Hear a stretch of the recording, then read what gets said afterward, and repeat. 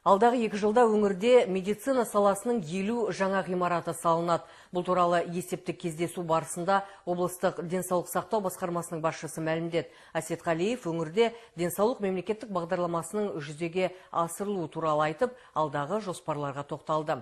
Бұл жөнінде толығырақ тілшіміз Райгүл Еншібайқызы. Өткен жылы денсаулық сақтау саласына 37 миллиард теңге бөлінді. Қаражат тиісті мақсатқа жұмсалды. Басқарма басшысы әр есепке жеті тоқталды. Ақтөбе медицинасы мамандармен қамтылу жағынан республикада 4-ші орында. Облыста 3189 дәрігер қызмет етеді. Мамандардың біліктілігін арттыру бойынша жұмыстар жүйелі жүргізілді. Бір жылдың ішінде 2 халықаралық форум мен 18 шеберлік сағат өткізілді.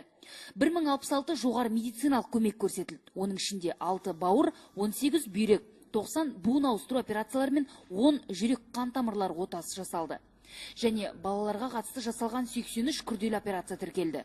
Облыстың бас дәрігері теріс ағымдардың жетегінде кетіп екпеден бас тартқан ата-аналармен жұмыс жасау тәсілдерін қолға алғандарын айтып өтті. Осы Темір ауданында бастайды, жақын арада өте жақсы жұмыс жасаған, нәтижелі теологтармен байланыс жасап жатырмыз. Және тағы да бір қабылдаған шешіміміз, жаңа атап айтқан көп емхана аудандарда сол жерлерге арнайы штат бөлдік биылдан бастап.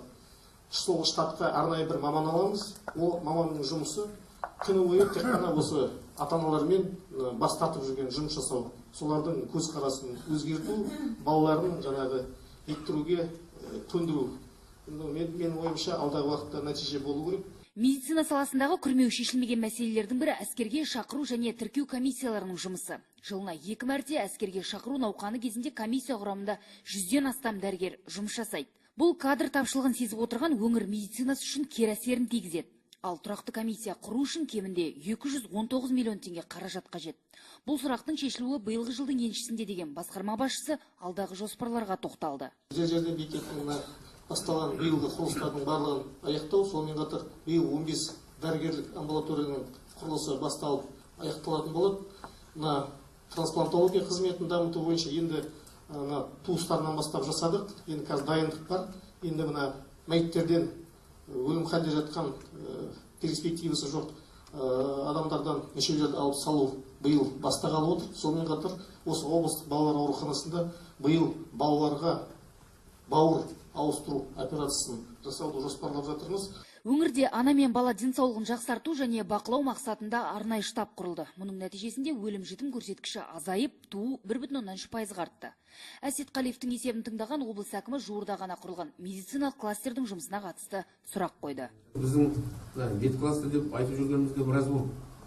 Кейінгі кезде менің ойымша кішкене сол біздің жұмысымыз тоқтап қалған сияқты. Әсіресе мынау министрлікпен жұмыс істеу, басқа мемлекеттермен жұмыс істеу, кадрларды көбейту. Мен айтып едім, өзіміздің кадрлар, өзімізден шыққан қазір мынау Алматыда, Астанада, Қарағандыда, тағы Шымкентте жүргендерді шақыру керек. Әсіресе жас мамандарды шақыруымыз керек. Медицина кластер құру бойынша жұмыс жалғастырады. 2020 жылға дейінгі арнайы жоспар бар.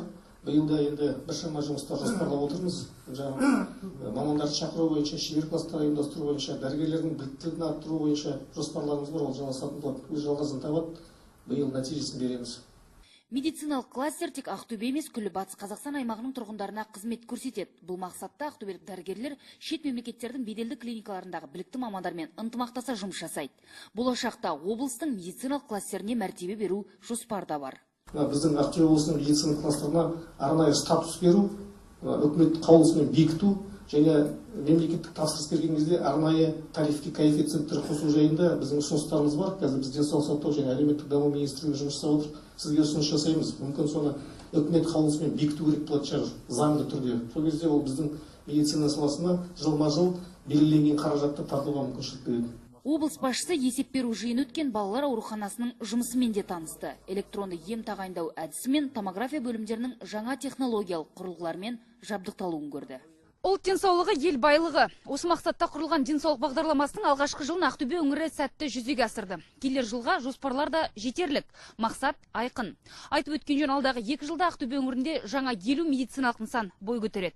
Райгүл Еншібайқызы, Мирлан Аманжолов, Қазақстан, Ақтөбе.